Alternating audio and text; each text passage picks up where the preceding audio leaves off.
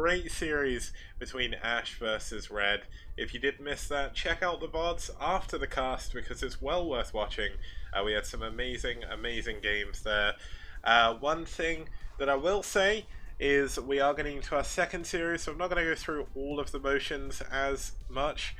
Because obviously we don't want to spend too much time because we've been going for quite a while. We had some really epic games, so we did go on for longer than the 6 minutes we normally have. So I'm going to start us off here by jumping straight into today's matchups. Let's actually quickly go over there and we'll have a look who we've got.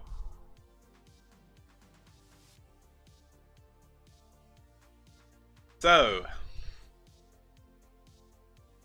we do have Clan Revolution versus FBW. Now, FBW have actually been around since round 1, along with Clan Revolution. In round 1, FBW were called the FBW All-Stars. They then became Team 9 in round 2, and then in round 3 they came back as FBW, did really well, just by the skin of their teeth. Missed out on making it into the playoffs over White. And they're here in round 4. They've done 1 for 2. ReV haven't won a game. Well, they've not won a round or match this round, but a lot of their better players haven't really been able to play for them this round, which is a little bit unfortunate. Obviously, it's a bit sad because like you have players like Medinho, and he's not really been able to show off his skill as of yet. So let's see how they're going to do. Let's have a look at who's going to be playing today for both of our teams. Now, there was one walkover in this series which I have to apologize about. We're going to start off with a TVZ between Cadenzi and Incomplete on Holy World SE. Medinho versus Faust is the game that's not going to be happening. Unfortunately, Faust was sick, so he didn't miss out on that game. We're going to have, you know what, I'm just going to mark it already. We've got the key match here right now. Third map, Eye of the Storm, Abby versus TT1. Both of them very active, very opinionated, and it's going to be really cool to see them CVP here on Eye of the Storm. And then Narsil playing against Hiramu on Great Barrier Reef, another PvZ. So we've got a good match of good mix of matchups here. No mirror matches that we know of. Just for the benefit of Yeti, who is in the chat, there was an ELO ranking change recently to fix it, as well as a new ELO ranking system put in. Thank you to Radley in the chat, who did actually develop that from pretty much scratch. So let's actually have a look at the ELO of our players here, just to see exactly how everyone's been doing. So, as you can see, Noob is actually at the top, just about. Very close behind him, ELO wise, is going to be Yeti. Now, no players from ReV or FBW, this is more just for the benefit of Yeti. Yeti did actually take down Bjol in, he took Yeti down, Yeti took down Bjol in the playoff finals from round 3. We're getting close to the playoff finals of round 4 as well. Oh yeah, sorry, no, yeah, TT1 is there, I forgot that, yeah, my bad. So, TT1 scraping there in 9th, doing really well, 10 for 1 for him. So let's introduce our players for this game specifically. It's going to be Incomplete, captain of ReV here, and he's going to be looking to do a good job against one of the stronger players in the STPL for FBW. It's going to be Cadenzi, so it's going to be a hard-fought task here for Incomplete, but Incomplete shows a lot of spirit, does everything in the name of his team. So it's going to be cool to see Cadenzi play here on Holy World SE. So let's actually introduce our map. I'm not going to play the map intros because we played them last time. If you don't want to see them, there'll be other chances to see them as well. Just tune in next time the SCPL's on. But looking at the map stats, Holy World SE, a very fun map. We've seen 3 TVZs here so far. It's 2 to 1 in favor of Zerg. Bradley actually getting the first win for Terran today in terms of taking down Ariador, which is always good to see. And Bradley actually lost to Kenzie. You can see the team switch going in favor of Bradley there because he actually was on Net Wars the last time we played this map, and now he's on Ash.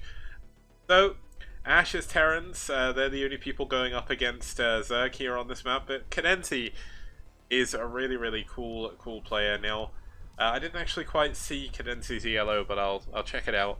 Let's head in to game number 1.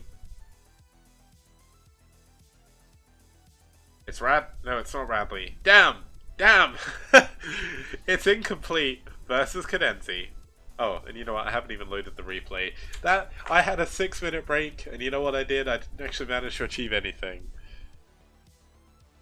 Yeah, Radley double cladding. Thing is, you know what? Okay, I'm gonna say this as we get into the game. It's game number 1. Let's get started.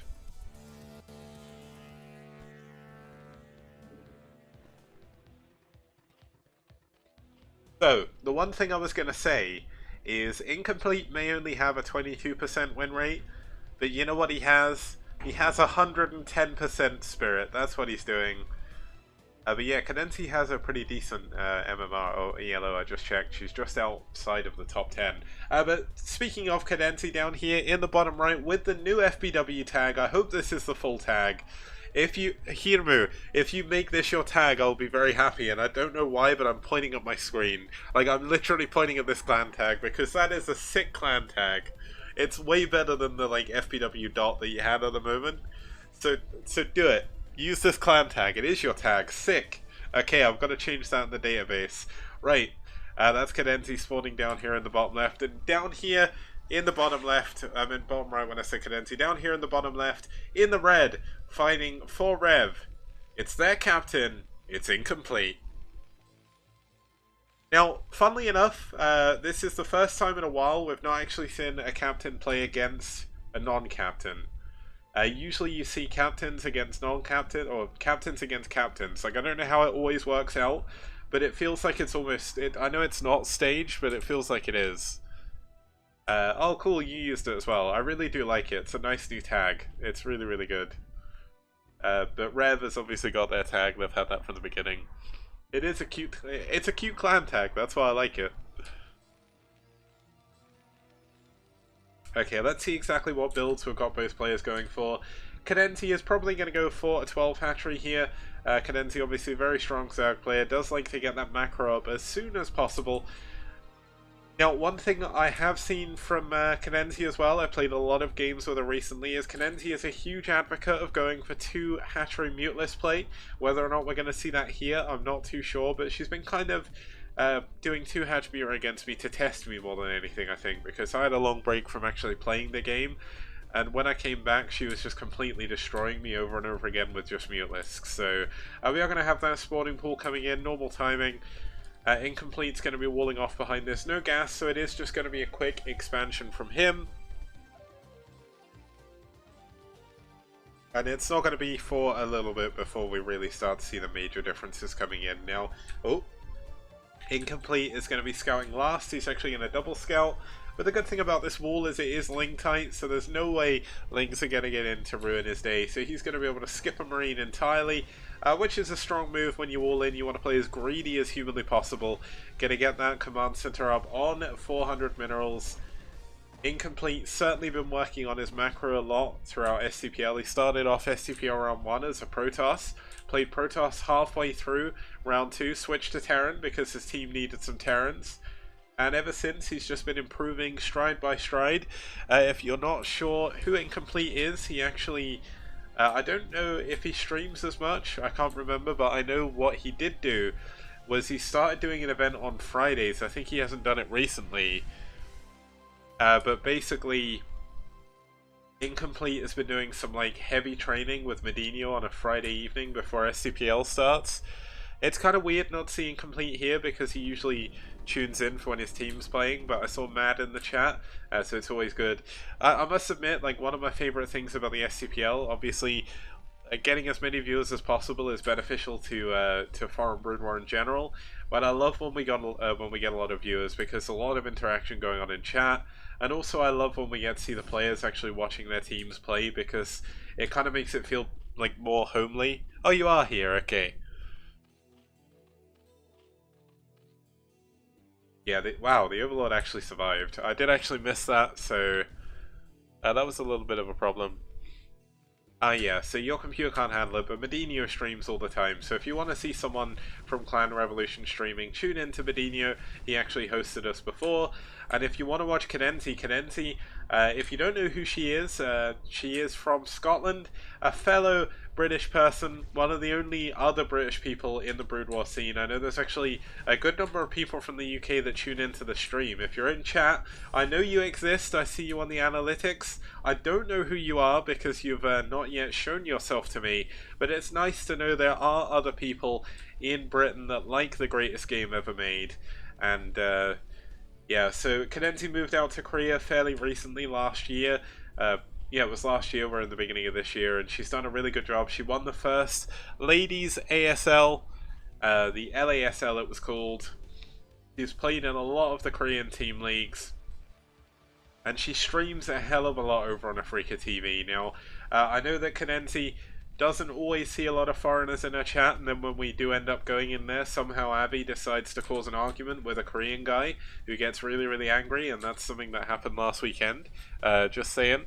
But yeah, Taxi Abby is a pretty taxi guy, and yeah, he caused a few arguments, but yeah, it's good to see Kadenti playing in the STPL. I've been pretty good friends with her for like the past year and a half or so, so seeing her do so well in Korea has been great too.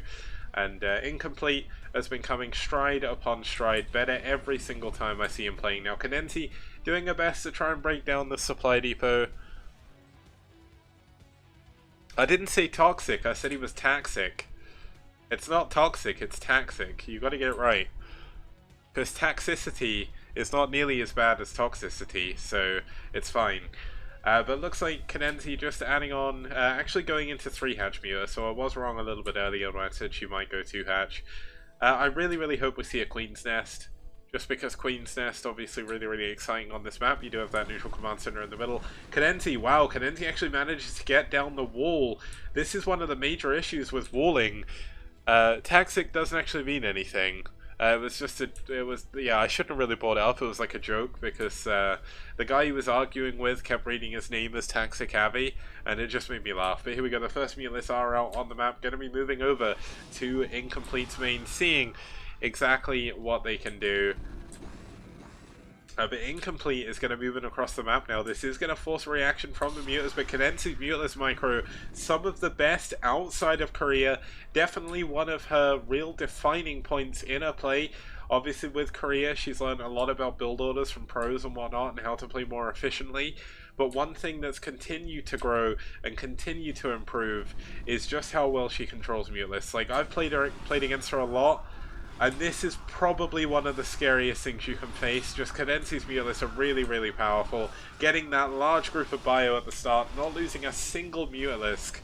Everything getting cleaned up, and looks like the Ling's actually going to go into the wall again. There is a bunker. There's no units back here. The Firebat going to try and move out and kill all of these Lings. We're going to have to be careful. Jumps in the bunker here, but the Mutalisks getting on top of the barracks. This could be a very big problem here for Incomplete, as without any... there we go. Oh, sorry Kicks and all viewers. GG, well played. Incomplete, you don't have to say sorry. Yeah, you don't have to say sorry, Incomplete. You should never ever feel bad. You came out and you played for your team, and that's what counts, man. Big heart for you, Incomplete, because it's not easy playing against Kadenti, right? You got a tough break, okay? I think I'm maybe slightly better than you because I've played more Terran than you have. And playing against Kadenti is like another level. Like, we can play on ladder, and what we see the Zerg players doing, it's like, oh, okay, maybe I can deal with that. But yeah, Kadenti is still, like, Kadenti's ZBT, I still think it's her best matchup. I'm not entirely sure. Kadenti will have to confirm if it's her best matchup statistically, but at least from my perspective and watching her stream, she definitely does seem to do better in TBZ or ZBT. Yeah, ZBT than ZBP, but a good win on the board there. Obviously, because of the walkover that was in the second game, I know that's a little bit unfortunate that we're getting that, but that does mean we're going to go 1-1 because Faust was unfortunately sick for his game, so there's going to be no game on New Bloody Ridge here, but let's give the win to Veneno. So we're going to tie up 1-1 and we're going to go into a best of 3 basically. So Kadenti's win, it was a good win, but realistically it doesn't count, so it's all good. we're going to go into the highlight match of today. Well, I was going to say of today, and then we had Bradley versus Horatoss, which was... that was something. Like, this is going to have to be a great game, Abby, otherwise I'm going to be very, very disappointed, because it's TT1 versus Abby, and you know what? TT1 and Abby, they're both really, really active members in the foreign community. I know both of them have the people that like them, and yeah, so they both have fans, they both have haters, as you would say in America. So it's going to be cool to see them both going up here. Obviously there's not too much beef, but I'm going to try and make some beef because beef is always fun. This is kind of like a grudge match because TT1 doesn't really play too actively in tournaments, but he claims he's the best player in, well, one of the best, well, he doesn't claim he's the best, I claim he's one of the best players in North America, let's be honest. But Avi, a really, really good player in Europe, hasn't had the kind of tournament results that maybe he'd want to see, but he's doing very, very well in the STPL. So let's actually introduce both our players here. Rather than just talking about them, we'll see exactly how they've been doing. Avi has played on and off since round 1. He's got a 66% win rate. He's got a full 3-0, 100% win rate, 4-0 actually, against Protoss. And just overall, Avi has been a great asset to ReV. It's good to see him finally back and playing. And yeah, TT1 plays actively in STPL, and yes, it is a tournament, but... if the game isn't great, good. Also, you've got a bugged replay, and it's always permanently bugged. Okay. Okay, so, Abby on the left. In the right-hand corner, we do have TT1 fighting for FBW. He's got a 90% win rate overall, 4-1 win rate over Zerg, so... he lost to Kimchi in the 4th game of FBW versus DM. That was actually a really cool series because then it went to the ace match and Kanenti got revenge and took down Kimchi, so that's kind of cool. It might be permanently bugged, so that's really tickled me, I don't know why. But yeah, let's actually have a look at our map. It's going to be on Eye of the Storm. Another 4-player map here, really good for PvZ. We've actually had 4 so far. All of them have been very, very even. Now, one thing I'd like to point out, Eye of the Storm has been very balanced in terms of win rate. We've got 2-2 ZVP, 3-3 PVT. We've not had too many mirrors of any. This is a really good map. I love Eye of the Storm. Wow, TT1 lost 29 ELO points to Kimchi. I really need to put that in my overlay. That's something I need to work on. But Eye of the Storm going to be a sick map here. We're going in... okay, let's think of this. So...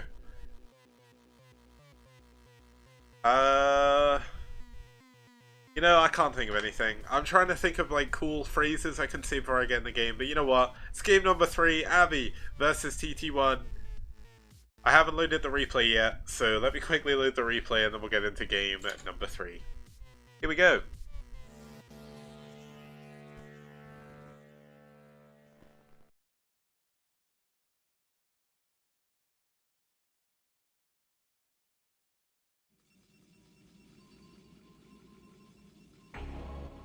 Okay, starting us off here in the 2 o'clock position, we do have the orange Protoss fighting for FBW.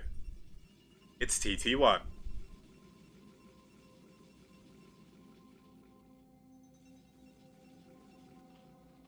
And spawning down here in the bottom left-hand position, we do have the Teal Zerg fighting for Clan Revolution. It's Avi.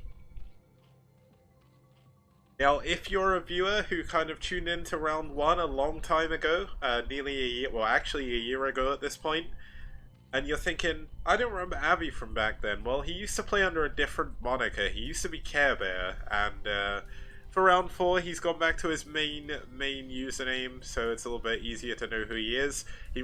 Like both of them have played in the recent BSL, so if you want to learn more about the players specifically, you can actually go check out their player profiles in the BSL thread.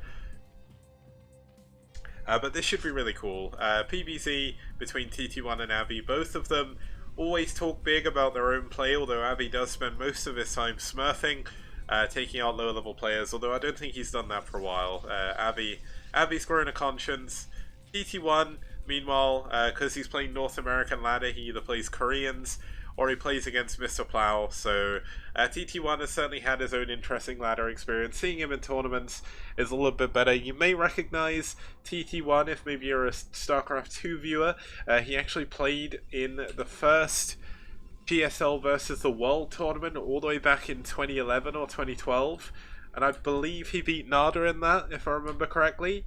Which is kind of insane. Like, just imagine. He also nearly got burned by the pyrotechnics, which is kind of funny. He walked out and the sort of fire went up next to the booth, and it kind of frightened him a little bit, which is kind of funny. I think there's a clip on YouTube you can find of that.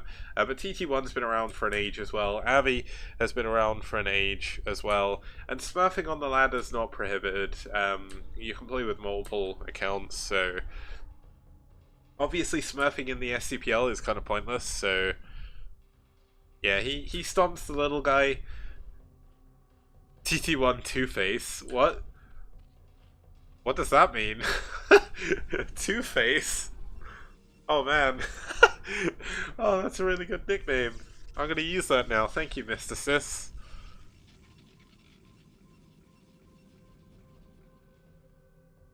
TT1 One-Face.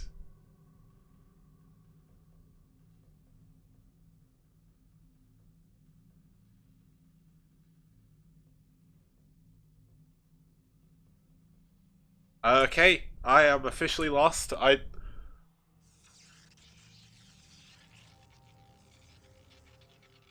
Oh wow.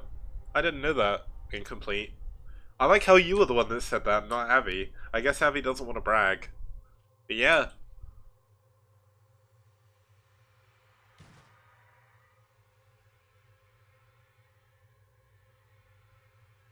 Look how late this third is clearly bugged.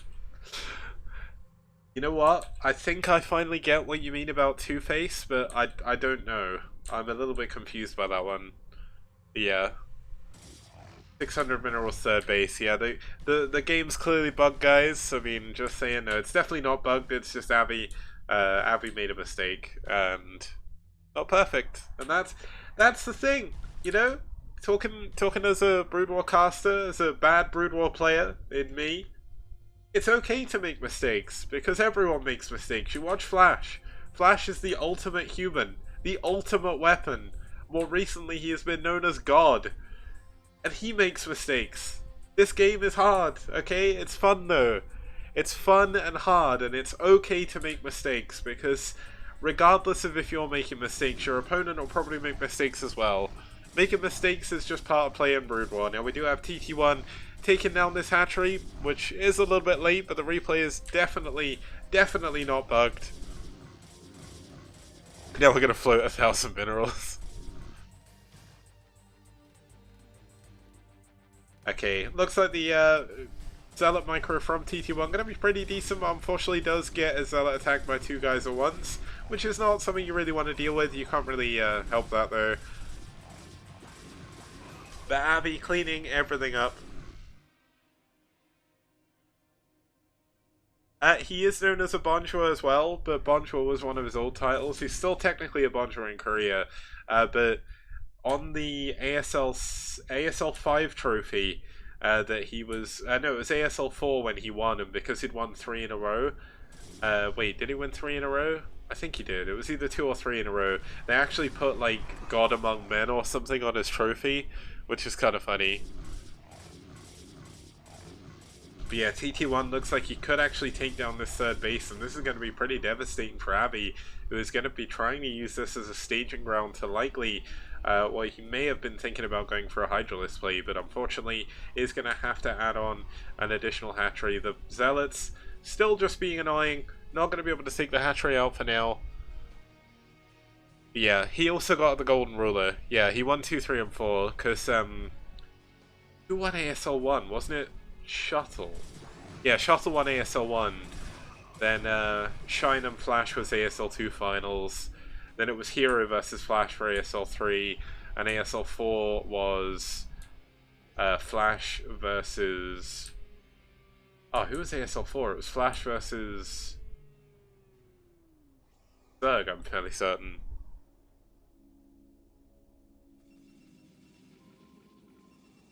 I can't remember who he beat in ASL 4, but ASL 5 he lost to Effort. No, ASL 5 he lost to Snow. Yeah, he lost to Snow in the semi-finals of ASL 5, and then ASL 6 he lost to Effort, if I remember correctly. Was it Hero again? Because I know it was definitely Shine then Hero, but I didn't think it was Hero twice in a row.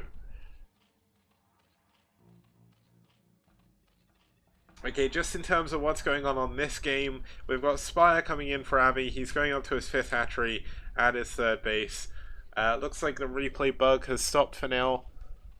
Ah, it was C. Okay, I forgot there was a TVT final. Yeah, it was C, Shine, then Hero. Then he lost to Snow in ASL 5, and then ASL 6. The curse hit him again. Effort come back out of nowhere, got into the finals and killed him with the reverse sweep. So it was kind of cool to see that, I must admit. I'm not the biggest Effort fan, although he is a really good Zerg player. I am definitely more of a Terran fan because I play Terran. So seeing Flash get taken down is always fun though, because Flash is a good player. He is the ultimate weapon, but at the end of the day, Fancy was always my favorite Terran, and seeing Fancy, Kanata, or Sack take games off of Flash is always fun. And seeing Flash lose is also good, because Flash for the win! If you're in chat here, no. You're welcome, but also not welcome. Same with Blindra. KT fans, man. Ugh. Ugh, KT fans. I'm shaking. Shaking in my boots. But yeah, at least they're not STX Soul fans. Looks like we've got the Creep Colony coming in here in the 9 o'clock position, going to be building the Sunken. Now the trouble is TT1 has a lot of fast Zealots, speedy boys, going into +1 attack as well. This hatchery is damaged from earlier. There's not actually that many Sunkens here yet, so the Muteless here going to have to try and clean this up. If he loses the Hydra Den, he's going to be in a really bad position, but it looks like the Zealots are going to go forward for the drones in the mineral line. The Sunken is finished. The Muteless do clean this up, but Zealots just kill everything. Look how long it takes for Zealots to die.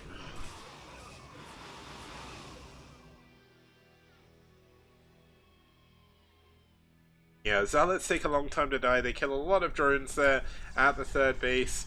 We do have a lot of Corsairs being built back here. Perfect counter to those Muteless. +1 attack on the air weapons as well. So things, unfortunately for our Danish hero, Avalov, are not going too well. He's actually been kind of stopped at every turn. His hatchery was a little bit late earlier. He's gone into Muteless play. Getting +1 carapace, which means it's not all a problem. But the thing is, Muteless against Mass Corsair, that's a fight you don't really want to fight too often. Now it looks like Avi's going to head on over to this top right base, going to see if he can get some damage done. There's even an Archon morphing in at perfect timing. TT1 with the plays here. The Scourge going to try and go in, scout out exactly what's going on. Obviously Avi doesn't know what's going on. TT1 doesn't know the rest of the units are out here, but he is going to push forward now. The Muteless and the Scourge heading on back. They are trying to run away from each other because TT1 is actually going to start heading across the map with a good group of Zealots. +1 attack is done. 2 Archons are on the way as well. And Avi is going to have to either commit to this and go for a big full frontal engagement with his Muteless and Scourge against the Corsairs, or he's going to have to do something sneaky and go for a backstab. Now, looks like he's a little bit undecided what to do with his Muteless at this current time. But still, relatively cool game so far. We've got a lot of Overlords here without speed, so if these Corsairs come in, this could be a little bit worrying. But oh, there we go. It looks like the Hydralisk getting out on top of the Corsairs. This is good. Does lose 1 Overlord, but doesn't lose the big clump, so everything's a lot better. Speed just finishes up, and things are going to be a little bit better now for Avalov. He is going to push forward with his Muteless. TT1 pushing around the side, going to see if he can go for a big counterattack. Obviously, Hydralisk pretty good, but against Zealots, you need good micro. The Archon doing a lot of damage to these Muteless here. Let's actually highlight those and see what's going on. It's going to be very hard for Avi to micro both his Mutas and the Hydras. TT1 building the perfect composition against that. The Archons getting into position, doing a lot of damage on these the Muteless even, but it looks like the Hydras and Mutas may just hold for the time being, but no! More Corsairs coming in from the bottom. The Zealots taking down the Hydras in the bottom of the ramp.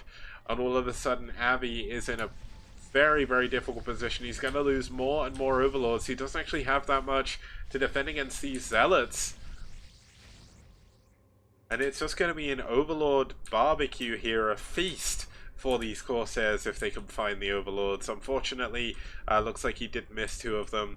There is an overlord going over his 3rd base. Maybe wants to just make sure there's nothing going to be dropping in there, but no, there we go. He does find another 3 overlords. And this is when things go bad to worse. And keep an eye out on the Protoss base. He might be half-price Archoning. Okay, well, not seen any High Templar yet, other than this one. He obviously got 2 Archons before, but no additional units. I'm not sure if he has gone for Hallucinate, but we'll have to see. I know TT1 is definitely one of those people that would go for a bargain bucket Archon here with Hallucinate, but I have to see if that happens. TT1 is claiming it's one of the best things Protoss have ever got because it's going to be really, really broken. So I'm kind of interested to see if that is going to be the case. Now, Storm should be done. Storming his own zealots does get a good number of the Mutalists, though. The zealot or the Hydras coming in. Actually, this is not that many zealots. These Hydras are going to push on through this. He used the Storm on those Mutalisks. And all of a sudden, things are looking a lot better for Avi. He's getting in a good position. At the bottom of this 3rd base, there's no additional High Templar. Okay, there's one more here. I really could actually do with Hallucinate just to get a few more units out here, but good Storm on those back Hydralists. But look at the Arca. Look at the micro from Avi and TT1 as well now. TT1 going to push Avi back. And I think +2 attack must have just kicked in or something. Yeah, 2-1 just finished up, so that did help TT1 in that engagement. Avi, unfortunately, without the kind of units, the unit numbers that we see effort with, obviously it's mass Hydra against the Protoss Bull. Now, Effort actually made this work in the semi-finals of ASL 7 against Rain, but it's very, very difficult. It's very mechanically demanding. You cannot miss a macro cycle, and you cannot miss anything, basically. It's so important. No Hallucinate still. There is two High Templar here, but they're not going to hallucinate each other. So that's a little bit unfortunate. You do need a fresh High Templar to do that. But he is kind of forced into keeping these alive, getting lots of Storm. Because Storm is the real answer, along with Reavers a little bit later on, against this kind of play. But 3 base versus 4 as Avi gets his 4th base up. Lurkers are done. And Avi, I mean, okay, Avi's army is just absolutely humongous right now. He's down 50 supply, but that's normal for Zerg. But look at this. Oh, the Storm! So many dead Hydralists. The Corsair's going to go down, though. And there are still Lurkers here. There's an Observer. There's still an Overlord over here as well. So he's going to be able to take that down. But Avi looks like he's going to be moving in to try and intercept these units, try and go for a counter. High Templar on top of the ramp could be a good Storm. No, a nice snipe on that High Templar. He doesn't have enough for Storm. He needs to keep it alive. He does. 3 more energy until we get another big Storm here. And Avi is still doing an incredible job every time. Oh, wow, there's actually a lot of drones coming out here. Gonna have to send those up to his other base. Look at how many drones Avi's just pumped. His macro is going to go through the roof in a second. Now, obviously, this is a problem if TT1 does manage to go across. Good afternoon, Dark Holiday. Welcome. I don't know if you've got sound or visuals today, but it's good to see you here again. And yeah, it's Avi TT1, and here we go. Looks like could we get a big Storm? The High Templar moving into position. Storm! Storm! Not a good Storm, though. Good dodge by Avilov, but with plus 2-1. These Hydras on just 2-1 as well, getting annihilated here by these Protoss units. And a lot of this comes down to all these drones. Look how many drones he built. There's so many drones at this base. Imagine if these were all Hydralisks. All of a sudden this would be a lot better position, but it looks like we do have another Storm on the high ground. Can it be enough? These drones are going to go down. The High Templar goes down before Storm can come in, but that's a dead 4th base. That's about 16 to 20 dead drones up here in the middle of the map. The Hydra's coming in from the back to try and defend against this. Oh, there could be another storm. There is another storm on this High Templar. Storm going down, but not doing a lot of damage. But Avi is at death's door. He's taken so much damage. TT1 double expanding over to the top middle and top left. That's going to be another gas and another mineral only for him to get his teeth into. And Avi is definitely in trouble. Building those 20 drones really did cost him that game, I think. He just didn't have enough units. TT1 able to just transfer probes all the way across the map. It doesn't even matter. Big group of units coming in from TT1, pushing in to the Natural of Avilov. No Dark Archons, no half-price Archons here. Just pure macro and pure micro coming in from TT1 to win this game. Avi, unfortunately, had a few mistakes early in the game, and TT1 was able to take the advantage he got from delaying the third base of Avi so long, just into a perfect victory here. And it looks like this is going to be the end for Avi. He's at the end of his tether. A few more units coming in. Storm going down, killing only 2 drones. But at this point, it doesn't really matter. There's not really too much Avi has. And he's holding on for dear life. I mean, he's still got his third base. He's still got a lot of hatcheries. Maybe he can make a miracle happen with the Hydras that are popping out. But with no Hive is done, but with no Defiler Mound to deal with the Dragoons, these Zerglings aren't going to be able to clean everything up. GG, well played, and TT1 takes his 11th game in the STPL.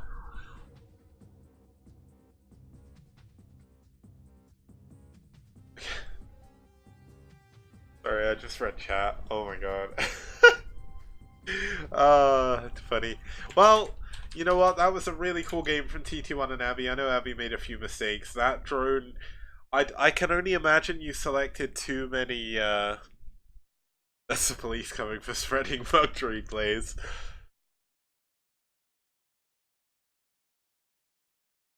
Wow. That's cool. Yeah, right, what are we doing? Game number 4. It's going to be Hirmu versus Narsil. We're going to go into another ZVZ, or ZVP even, when we get back after this very short intermission. See you guys very soon.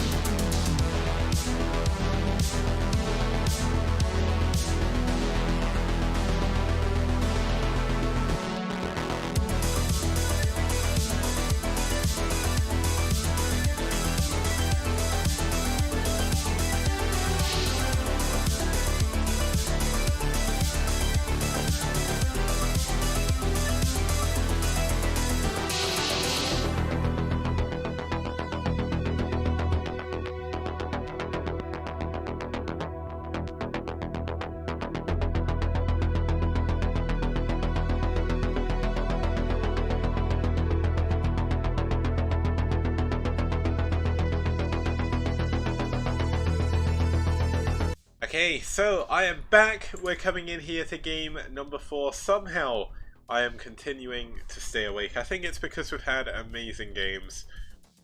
Work was okay as well, and as I said, I had that cool visit to my possible new flat, which doesn't look like a prison cell, so that's always good.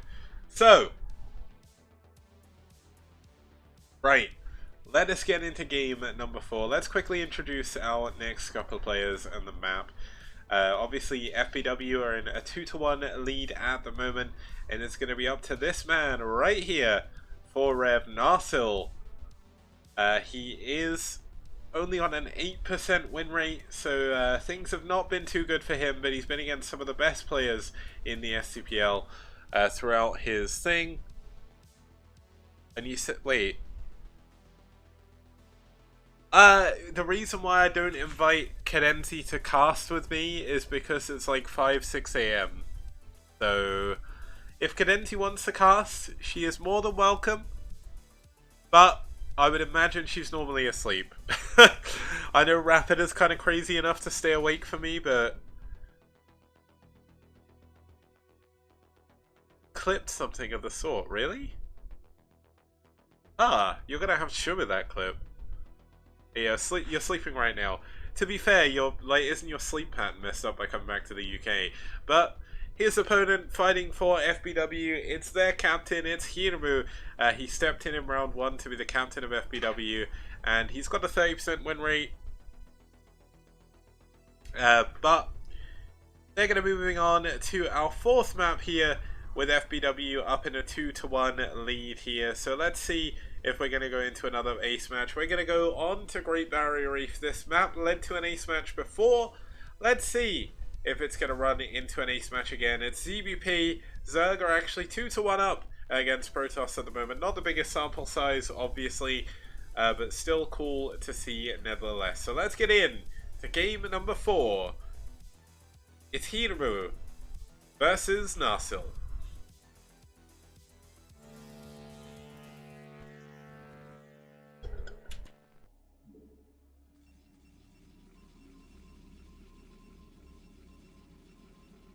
Okay, I'm gonna load this clip, but I'm not gonna play it.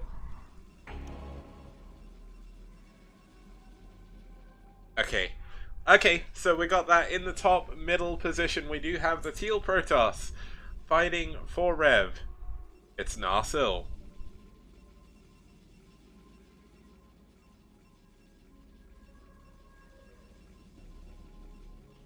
Spawning down here in the bottom left in the orange, it's FBW's Hiramu.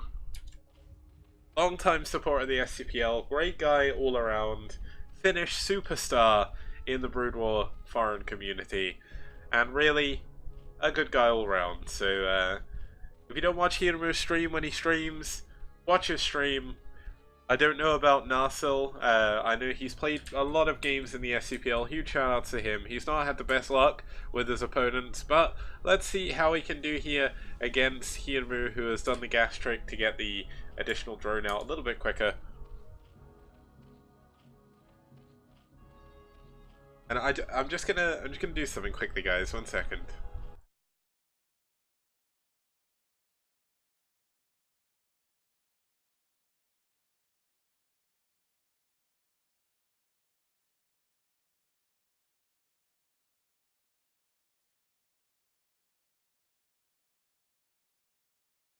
Okay, so I was just watching that clip. So there's at least more than one person who doesn't hate you, Cadenzi, so you're fine. You're like a superstar in Korea now, so there we go. Always missing your secret builds. Well, I mean, it's 10 drone into a 10 hatchery at the mineral only, into a 9 pool, into a 9 gas. So I've not missed the secret build, it's all good. Narsil, meanwhile, is going for a gateway first. Now, if Narsil scouts this hatchery, things could be a little bit problematic for Hiramu, obviously, because that zealot can go and kill the hatchery. But this is an amazing build. I'm just gonna say that now. It's not quite as good as Radley's build on Fortress SE on Ash versus Red in the previous series. That was definitely my favorite build. You got it from my notebook. Cadenzi, I'll have you know, I didn't hate you before, but there's still time. Still time.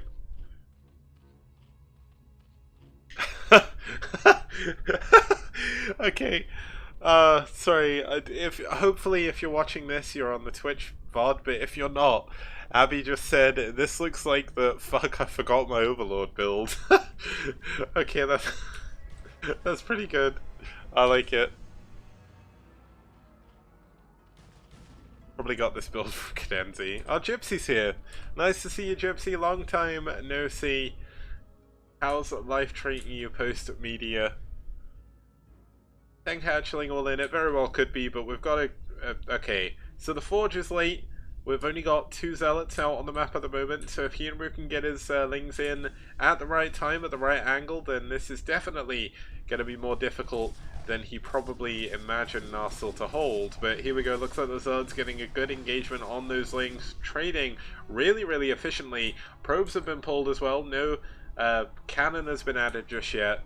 But if this is a 10 hatchling all in, which I very much think it is, then this game could be very, very fast, because speed is done.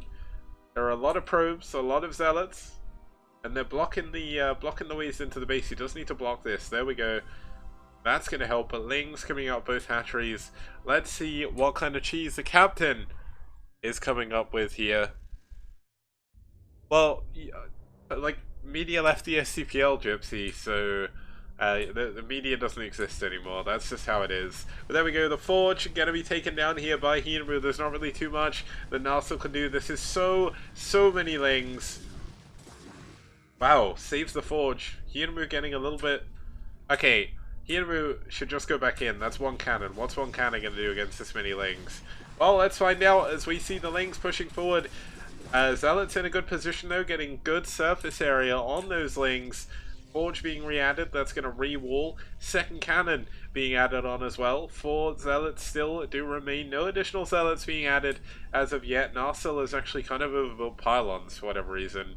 I think he just wants to make sure he doesn't... oh no, it's because he's got a Nexus, fair enough. But we do have the gas coming in behind this. More and more Lings on the way. Still no drones at this hatchery, and I cast a curse at myself because we have a drone. One drone is not enough to make an economy, and we see the Hydralisk Den coming on. He has 6-7 drones overall mining minerals. Third cannon gonna be coming in behind this, and Hinru is yeah, I think Hinru is in a lot of trouble. Hinru is obviously not going to be able to break that. He doesn't have any drones, realistically. He's just now adding on some more drones, but that's a lot of Lings that will not be drones. He only has 2 Hatch Hydra. And this, yeah, this is certainly something. Narsil looks like he could be breaking his loss streak here by taking a game off of Hinru, because Narsil is just going to overbuild cannons anyway, and why wouldn't he? He's facing up against the Ling all in. He knows the most common follow-up to that is likely going to be a Hydralisk burst. And I can't see this game going much longer than 6 minutes. Like, the 6-minute curse is still coming in. So, yeah, I'm not too sure. Looks, oh my god, Narsil's actually going to push out on the map with these Zealots. This could be a huge problem. This is a big mistake pushing out when he pushed out. Plus, when attack isn't done, Zealots don't have leg speed. And yeah, that's that was a bit of a decisive mistake there. That could be the move that Hinru needs to get back in this game. Hinru is definitely still adding on a good number of drones, so that's at least something. Hydralisk upgrades are coming in. And those Zealots, unfortunately, were traitors to the cause. They did leave. Now, funnily enough, I know there's no way that Hinru can tell this, but this wall is wide open. If he just got all of his Lings right now and pushed in, I think he would actually just win the game. Classic 970. It is starting to work. Oh, there we go. The Ling actually going to get in. See, there is no wall. Well, see, there's a gap in the wall. Is he going to decisively go and attack into this? What does third mean? Where's your triple expansion, Hinru? Where's your triple? Triple Hatch Hydra, where is it? Okay, well, we're just kind of waiting for one player to pull the trigger on the gun here. Now, we've got cannons coming up in the main mineral line. Obviously, Narsil doesn't technically know what's going on until now, so he's not really sure exactly what Hinru has.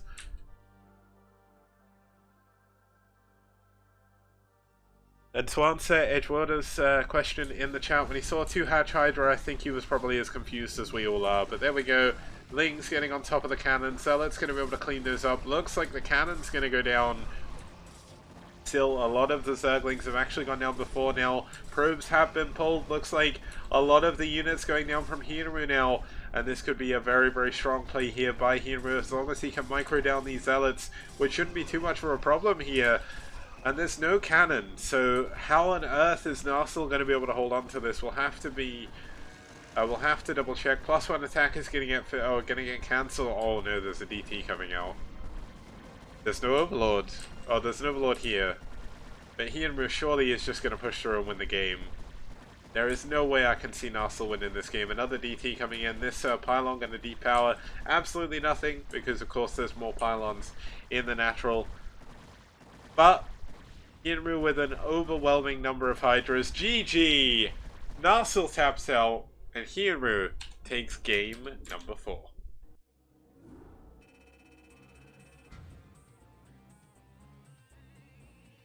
Okay, well, that was certainly something. That was obviously the weirdest build we saw today. Well, actually, saw Wraiths and Ghosts from Radley in the TVP, so that was the weirdest build. This was the weirdest game, because Narsil kind of... I don't know. I can't explain that game. Unfortunately, Narsil does get another loss. That is a little bit unfortunate, but still really, really good. Cadenzi, you're so amazing.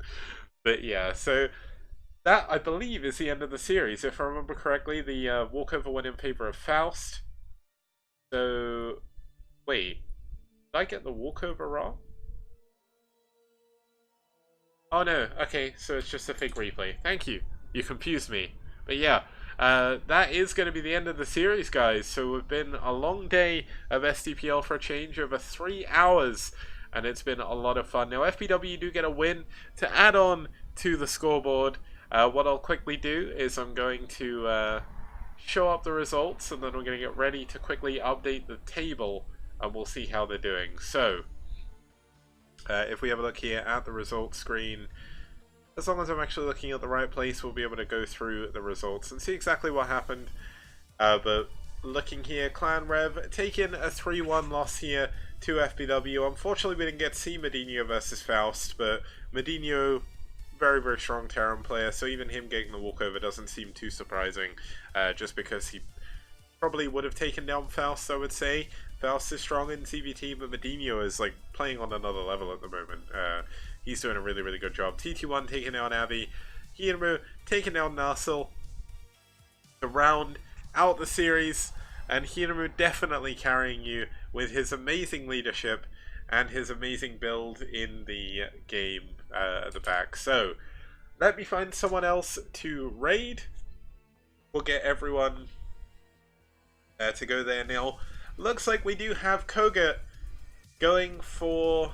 okay, so Koga is going for the 11-game winning streak, but I know it's 12 AM. I'm going to raid him. If that fails, we'll raid someone else. So click the raid button in the top right hand corner just as some closing words. If you want to support the STPL, let me bring myself back on screen. If you want to support the STPL, there's buttons below the channel to do it. You can donate to the prize pool by donating to Matcherino, donate to me by using the Streamlabs button, or donate to the STPL in general by subbing on Patreon. Every little bit of support does really, really help, guys. I'm going to be moving into a new place soon, so I basically need as much help as I can get. So if you guys can help me, that's great. If you can't support financially, that is also fine. Tune in again for some more STPL action when we're back on Monday. Same time, same place for week number 6. Have a good day, guys.